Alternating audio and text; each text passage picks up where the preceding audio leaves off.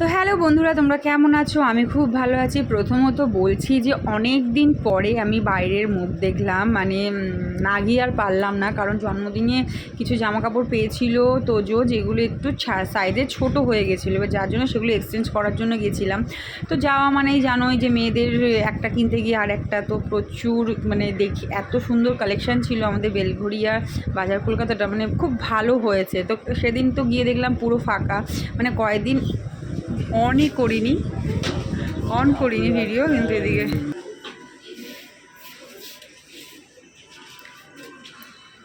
Actually বেশি আশা করলে কেন। তো এখানে দেখছিলাম ডোডোর জন্য, মানে বাচ্চার মা হয়ে গেলে যেটা হয় না, যে বাচ্চার জন্য আগে দেখতে হবে। তো প্রচুর কালেকশান, খুব সুন্দর সুন্দর সামার কালেকশান ছিল, যার জন্য ওর মনি ওকে বলছিল এটা নে ওটা নে সেটা নে। তো যাই হোক, অনেক কিছু কিনেছি। তারপরে আমরা একটু কুর্তি দেখছিলাম, কিন্তু কুর্তিগুলো প্রচুর সুন্দর ছিল, তবে আমরা নিইনি। অ্যাকচুয়ালি আমরা খুব সংসারী, তো তাই দুজনেই আমরা টাকা বাঁচাচ্ছি। কেউ কালকে কিছু কিনিনি না, সত্যিই কিছু কিনিনি, বিশ্বাস করুন কিচ্ছু কিনিনি। তো যাই হোক, এরকম মজা করতে করতে শুধু দেখছি। আর মনি, মানে ডোডোর মনি তো তার বরের জন্য সবসময় কিনবে কিছু, কোথাও গেলেই আগে তার ছেলেদের কালেকশানে ঢোকো, তার বরের গেঞ্জি কেনো, তার নিজের কিছু না, অ্যাকচুয়ালি বরের জন্য খুব বরকে বেশি ভালোবাসে। তো নিজের বরের জন্য কিনেছিল না, কিছু কেনেনি। তো আমার জন্য আবার নাইটি দেখছিল, দিদি ভাই তুমি নাইটি না, যে না এখন নেবো না, নাইটি পরে নেবো। অ্যাকচুয়ালি আমাদের একটা ঘোরার প্ল্যান হচ্ছে, তো সেটা যদি সাকসেস হয় তাহলে ওইখানেই, মানে ওটার জন্য কিছু কেনাকাটা করছি আমরা, তো এক্সট্রা কিছু করছি। বন্ধুদের জন্য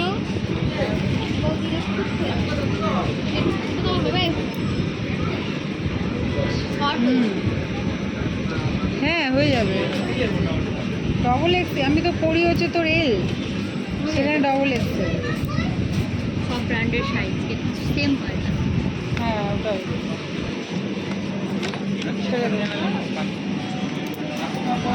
ছয় বছর যায়।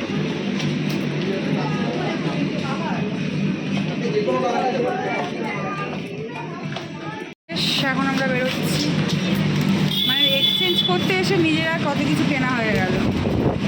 এই হচ্ছে মেয়েদের সমস্যা, কিনতে আসবো এক আর নিয়ে যাব এক। না সত্যি কথা, জীবনটা এইভাবেই গেল আমাদের, কিন্তু আমাদের তাও পোষায় না। দুটো স্টকে না রেখে আমরা কাজ করি না। আমার এই প্রথম জানিস, কোনো স্টকে কোনো জামা নেই। দাঁড়া দেখি লঙ্কা কিনবো, চল। আমি পাই না, এটা পেতে দিন তো দাদা, ভালো হবে তো পেতে। শপিং করে বাজার করেও নিয়ে যাচ্ছে, আর কিছু মোটা লঙ্কা নেই না, এই লঙ্কা তো ঝাল হয় না। তাহলে দাও একটা থোড় দিও, একটা থোড়। কাল আর পরশু দিনটা অবধি প্লিজ। থোড় কি করে খায়? থোড় তুই থোড় খাস না? না, কি খাইনি। ভাজা আলু ভাজার মতন থোড় ভাজা রান্না করে খাবি, পাঠিয়ে দেবো বাড়ি। জানি না খাই কিনা, মা খাবে কিনা। ও বাবা, মা থোড় খায় না? এটা হয়, থোড়ের ডাল এত সুন্দর লাগে। কালকে আবার দাদু আসবে, মেসো আসবে, পনির করবে কালকে, থাক ঝামেলা করার দরকার নেই। আমি তো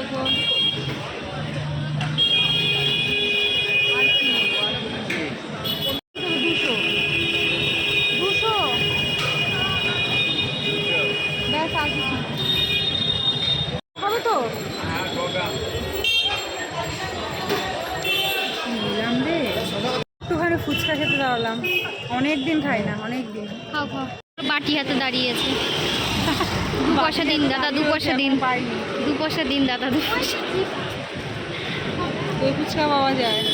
নো, নট ইন্টারেস্ট, আজকে কিছু খাবো না। দাও কাকু দাও, আর পাচ্ছে না। দাঁড়িয়েছে বাটি হাতে, কত দিন খাই না তো।